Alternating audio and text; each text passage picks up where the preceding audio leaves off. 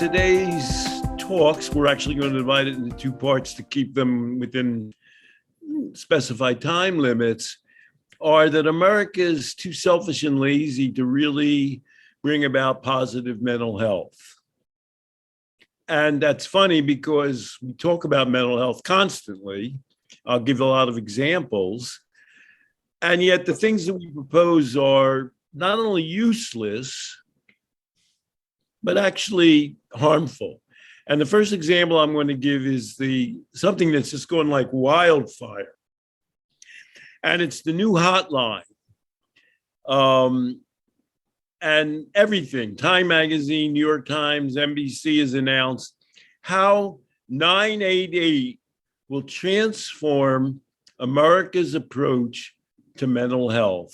988 mental health hotline, kind of like a suicide hotline. Yes. You dial 988 instead of dialing for the police or social services. It's its own hotline number. And beginning on July 16th, so it hasn't happened, it's just happened, I should say. Anyone in America, anywhere in America can dial just 3 digits, 988, to get free, confidential, and immediate help for a mental health emergency. I feel like, what was that old Saturday Night Live woman character? Well, isn't that wonderful? Yeah. This 988 is being promoted by Seth Moulton, who's a congressman, a Democrat from Massachusetts, which is, obviously a very liberal state, but he also was a Marine infantry officer in Iraq. And he had PTSD. And so, he combines, a kind of hands-on approach, being from the military, but being empathic and, liberal and concerned about emotions. And he's combined with Zach Williams, who's a mental health advocate, the CEO and co-founder of Neurotransmitter Nutrition. Wonder what that's about, Zach. Neurotransmitter nutrition. Oh boy. Sounds like you give them good food and your neurotransmitters will improve. Oh, I hate that. Sounds like we could do a separate section on that. Mm-hmm. And he's the son, of course, of Robin Williams, who committed suicide. And I'll just mention in passing that Robin Williams was in AA when he committed suicide. We're not going to blame AA, but let's just say it wasn't an ideal solution for him. So why everybody is promoting this? I mean, it was a feature article in the New York Times, and it's all done uncritically. And why are people so eager to have the solution? And the reason they're so eager to have the solution is because we've got such major league problems. I mean, the problems are, this is one headline from the New York Times in the last few months. It's life or death, the mental health crisis among U.S. teens, depression, self-harm, and suicide are rising among American adolescents. And there's been a special concentration among African-American young people. So that one headline's enough, to scare the Jesus out of people. And if you want to, that's going with one segment of the population, teens. Let's go big. The United States is the only well-off nation in the world to have a declining lifespan.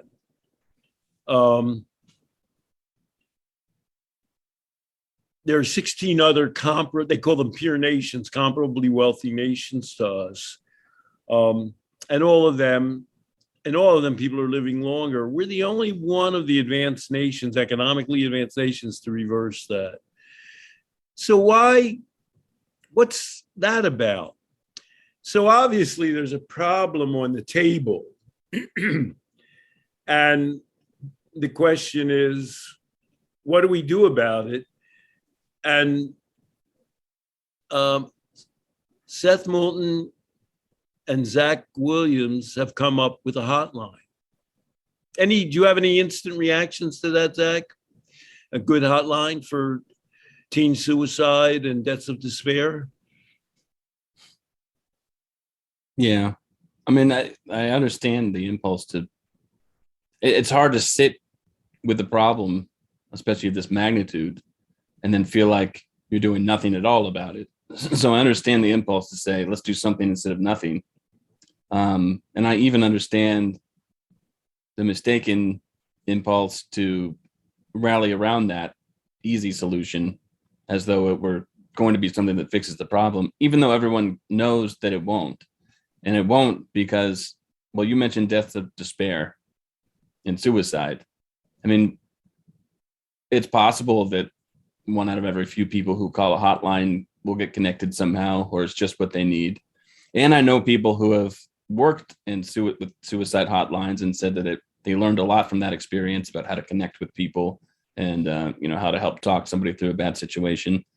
But that does nothing for the kind of community involvement that you and I talk about, and making sure that there's a place in the community for people of all sorts of dispositions and places in life. A suicide hotline is a stopgap.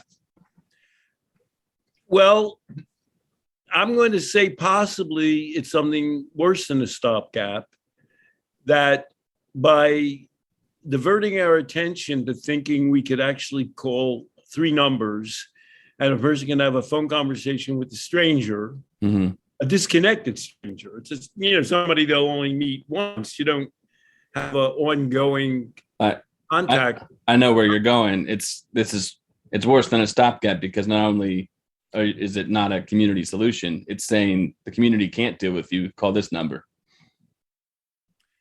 And I mean, we're going to get into it.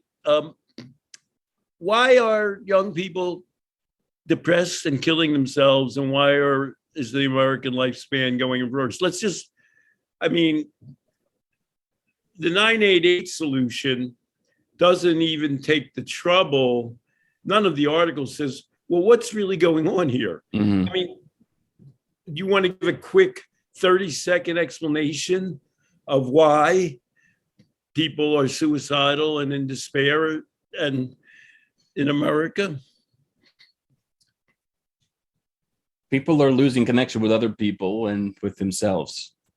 And they're unmoored from meaning and purpose in any substantial way, in any sort of way that promotes conscious living.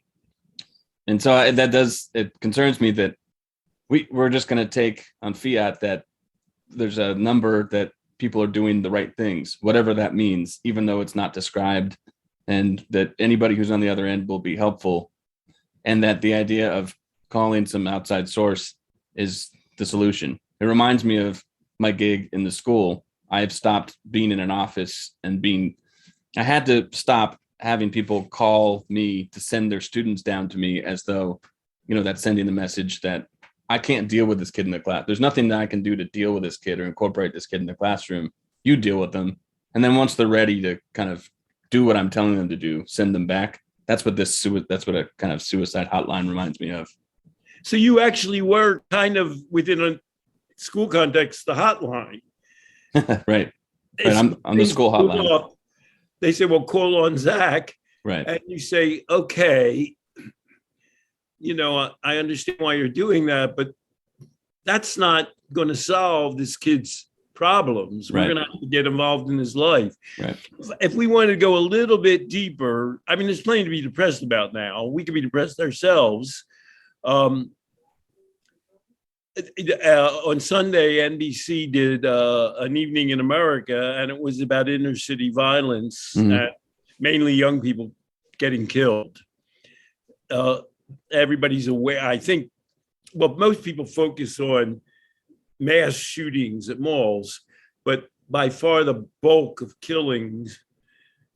gun killings, occur in inner cities among young Black males. and victims that are just in the way. Yeah. American schools, I mean, had problems.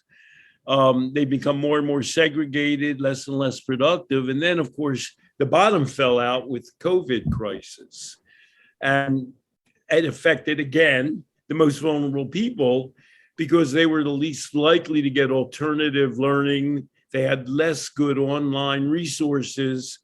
And in those environments, they were most reluctant to let people go back to school. Yeah. And then if you want to, spend more time getting depressed, I mean, the environmental news isn't good lately. It just so happens that the UK has had the highest temperatures ever recorded in England. Now, that's their problem. They're in England. But we're having roughly comparable situations here. And if you're a young person or anybody, and you're sort of thinking, gosh, we're having incredible heat waves like never before, which are physically painful in themselves, but where are we headed? Mm.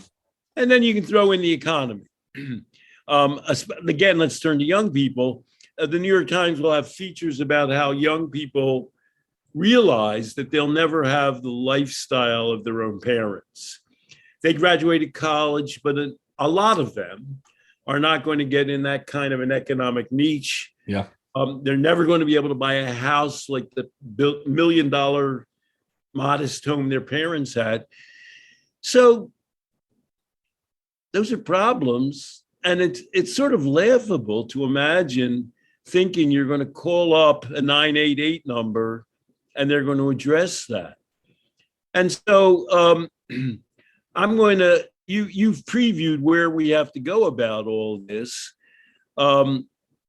In June 17th, the World Health Organization mental health report said there's a great need to transform mental health care to make it community-based.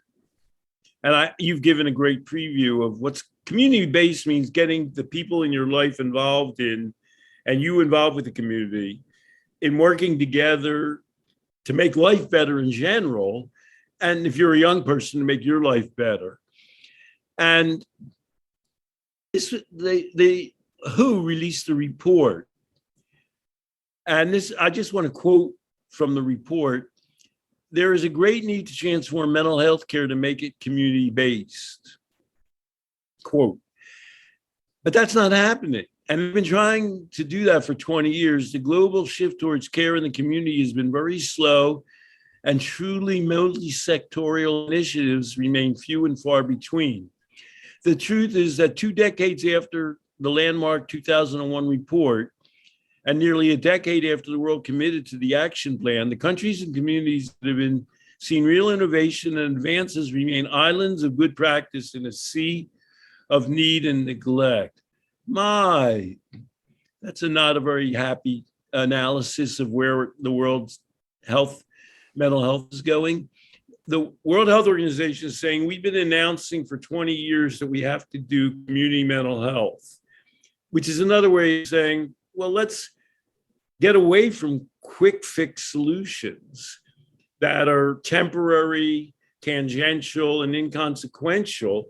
Let's think about more fundamental aspects of society worldwide, but certainly in American society, and how we can impact them.